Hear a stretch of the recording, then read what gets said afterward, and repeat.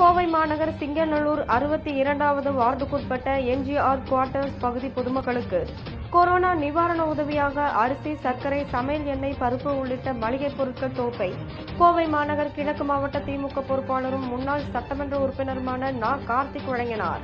இந்நிகழ்வில் சிங்கநல்லூர் பகுதிக் கழகம் 2 பொறுப்பாளர் சிங்கை மு. சிவா, மாநகர கிழக்கு மாவட்ட இளைஞரணி அமைப்பாளர் தளபதி இளங்கோ, மாவட்ட பொறுப்புக்குழு உறுப்பினர் சிங்கை பிரபாகரன், 62வது வட்டக்கழக பொறுப்பாளர் ரவி கண்ணன், சிங்கை சவுந்தர், பாலகிருஷ்ணமணி, விஷ்ணு பிரபு, ஸ்ரீ சங்கர், கனகராஜ், பரமேஸ்வரன், பைந்தமிழ், சீனிவாசன், பாலமுருகன், குமார், மகளிரணி வசந்தி, திமுக நிர்வாகிகள் மற்றும் பொதுமக்கள் பங்கேற்றனர்.